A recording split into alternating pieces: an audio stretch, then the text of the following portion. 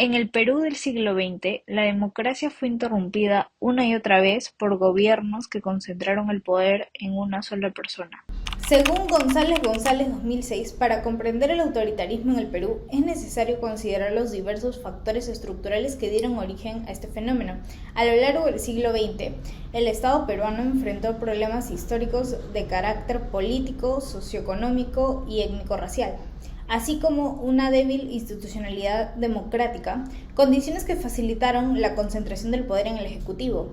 Esta tendencia se manifestó en distintos periodos de la historia nacional, desde el gobierno revolucionario de la Fuerza Armada, instaurado en 1958, hasta el régimen de Alberto Fujimori entre 1990 y el 2000.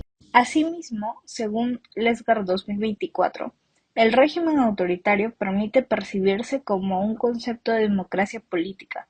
Del mismo modo, ejerce un amplio control sobre los medios de comunicación con el propósito de fortalecer la imagen de su líder y minimizar o silenciar las críticas dirigidas hacia su gestión.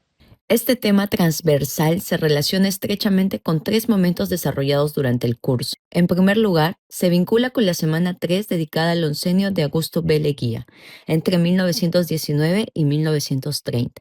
En este periodo se observa cómo el régimen civil instauró un gobierno marcadamente autoritario, legitimado por la promesa de modernización y la construcción de la denominada Patria Nueva.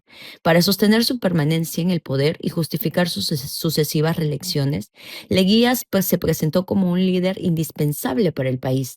En consecuencia, consolidó un régimen basado en prácticas clientelistas y en un aparato represivo que controló los medios de comunicación, persiguió a la oposición política y reprimió las movilizaciones de trabajadores y estudiantes. En segundo lugar, la Semana 9, dedicada al gobierno revolucionario de las Fuerzas Armadas y la reforma agraria. Allí observamos cómo este gobierno militar, encabezado por Juan Velasco Alvarado entre 1968 y 1980, constituye el antecedente más representativo de un sistema autoritario en el Perú durante el siglo XX, debido a que llegó al poder mediante un golpe de Estado e impulsó reformas estructurales, como la reforma agraria en 1969, eliminando la democracia representativa y los partidos políticos establecidos. Finalmente, escogimos la semana 14, dedicada a la década de los 90 y el Fujimorismo.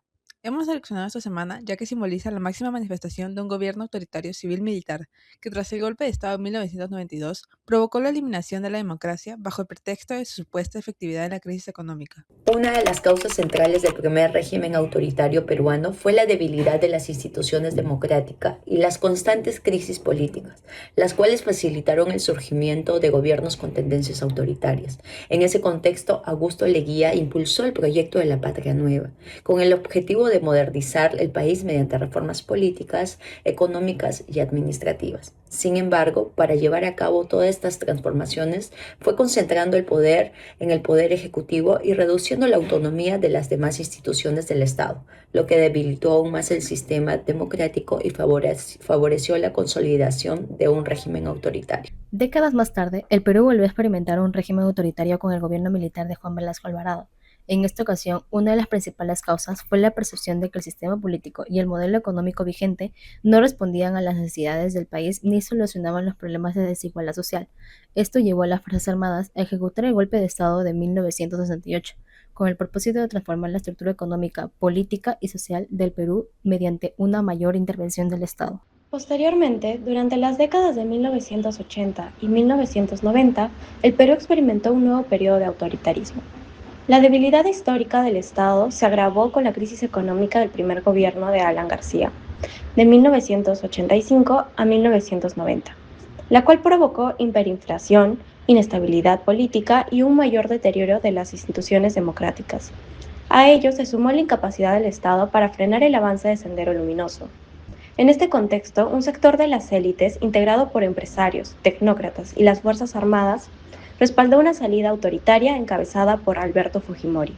Esta situación se evidenció con el autogolpe del 5 de abril de 1992, donde Alberto Fujimori defendió la ruptura del orden constitucional al disolver el Congreso e intervenir en el Poder Judicial, aprovechando así el descontento causado por la crisis económica, la violencia interna y el sentimiento de ineptitud hacia las instituciones democráticas. Todos estos periodos de autoritarismo dejaron una profunda huella en la cultura política peruana, cuyas consecuencias aún se perciben en la actualidad. Esto puede apreciarse en nuestra fuente principal, el Mensaje a la Nación de 1992, donde Alberto Fujimori justificó la reorganización del Estado y la adopción de medidas excepcionales como una respuesta necesaria frente a la crisis económica y el terrorismo. Este discurso refleja características propias del autoritarismo al priorizar la concentración del poder en el poder ejecutivo por encima del equilibrio democrático. Los diversos regímenes autoritarios ocasionaron consecuencias significativas en los ámbitos político, económico y social. En el ámbito político, la concentración del poder debilitó las instituciones democráticas y limitó la participación ciudadana en las decisiones del Estado. Asimismo, facilitó el control de los medios de comunicación y de diversas organizaciones civiles, favoreciendo intereses particulares por encima del bienestar colectivo. Como consecuencia, se incrementó la desconfianza de la ciudadanía hacia el gobierno y las instituciones públicas. Según Segarra en Contreras 2014, en el ámbito económico, el régimen militar de Juan Velasco Alvarado intensificó la participación del Estado a través del control de sectores claves como el petróleo, la minería y la pesca. Además, promovió la reforma agraria, la cual solo benefició el 39% de las tierras y no logró aumentar la productividad en el sector agrícola. En el ámbito social, la crisis al final de los años 80 afectó notablemente las condiciones de vida de la gente. Entre 1988 y 1990, los salarios ajustados a la inflación se redujeron a la mitad en comparación con sus niveles anteriores, mientras que el porcentaje de desempleados aumentó del 50 al 75%. De igual manera, la inversión en programas sociales disminuyó en sectores de salud y educación.